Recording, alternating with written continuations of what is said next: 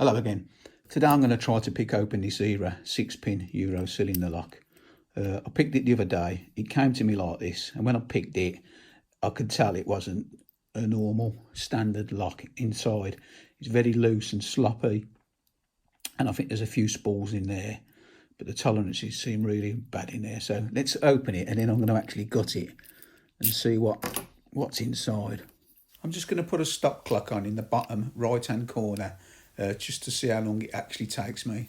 Yeah, I got these off eBay as a job lot, and most of them was just normal locks, but this particular one, it's certainly got something different inside. You can hear them and feel them. They're sort of really loose. It doesn't take a lot to set them, but then it doesn't take a lot to lose them again. So you've really got to be sort of precise with your tensioning. So it's a tricky lock to pick.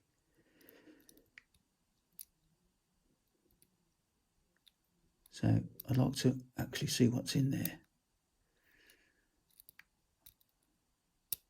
Makes it change me gutting a lock. I don't gut many locks. I just find it too time consuming, to be honest, and I don't know, once you've picked it, to me that's it. But I suppose you should gut them, and then you can see what's in there.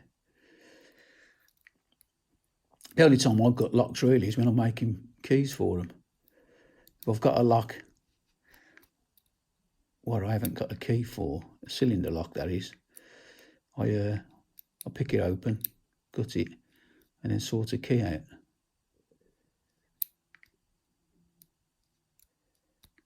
I normally just put any old key in and then just find some pins to suit. But yeah, it's certainly a difficult little pick, this.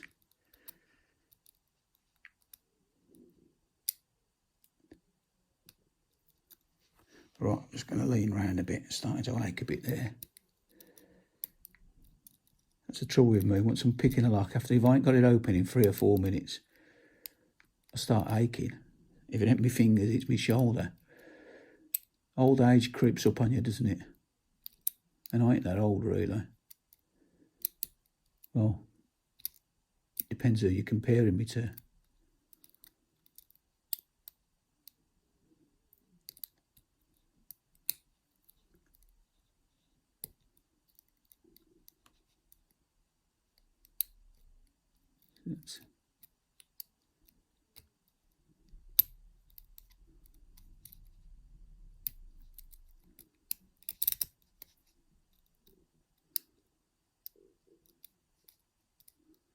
Right, I'll tell you what we'll do. We'll go upside down.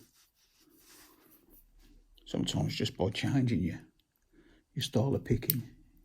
See that straight away, I've got a nice big loud clip there. I think that was that front pin that I couldn't set when I was doing it the other way. Obviously you can't do this in your door unless you can stand on your head.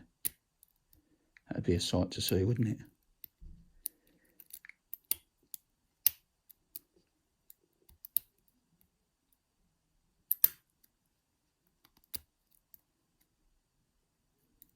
Sort of using a bit more of a bullying approach now. Most of the pins feel set there. Oh, I've nearly just pushed the tension tool out then.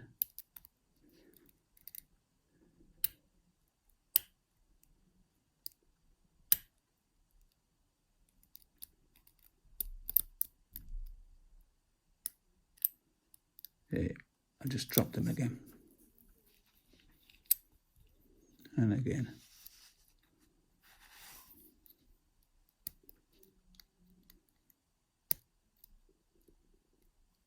Nice bit of movement then. I don't think I'm far off this now. I've not got to the nasty 5 minute yet. We'll get to that then. Throw the towel in. Back pin's now set.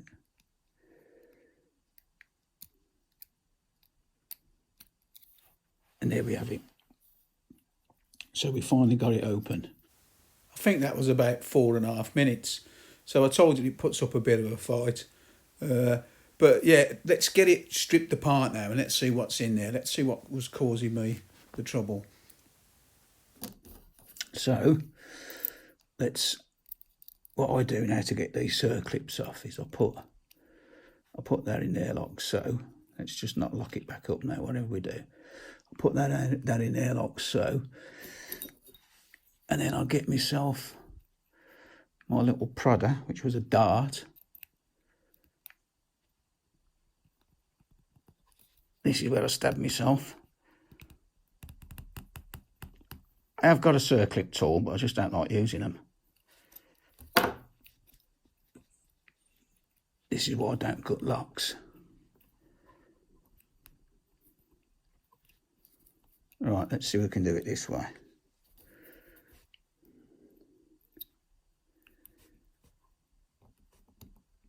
There we go. I nearly stabbed myself. So, let's see what's in there, shall we?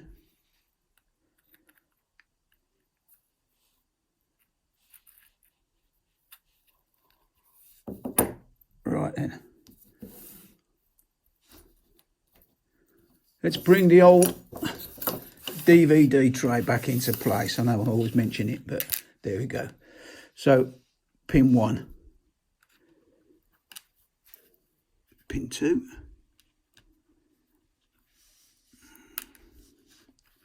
Oh yeah, look at that. I'll show you in a minute. That's a bit of a contraption. Pin 3. Pin 4. Pin 5. And God, look at that one even come out. Right. See pin 2 and pin 6.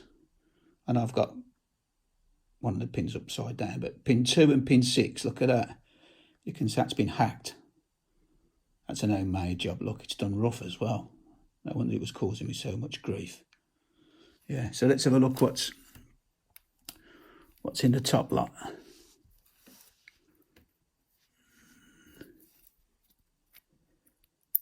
Oh, there we go. Spool.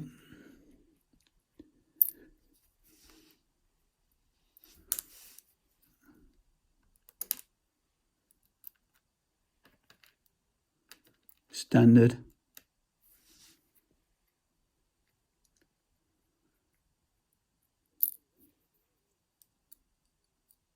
You can tell why I don't gut locks, can't you?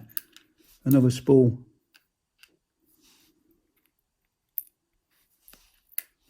Another spool.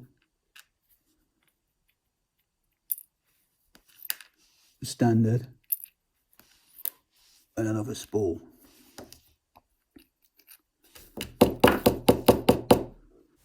And there's the springs. I won't bother putting the springs back in there. So that's what was in there. So pin 6 was a spool at the top and a weird homemade contraption at the bottom. Yeah. That's what caused me grief anyway. Now we know.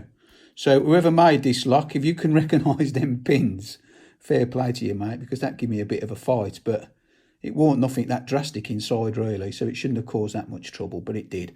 So anyway, that's it for today. As always, if you like what you see, please subscribe, like or comment, and I'll see you again soon. Take care and try it a bit.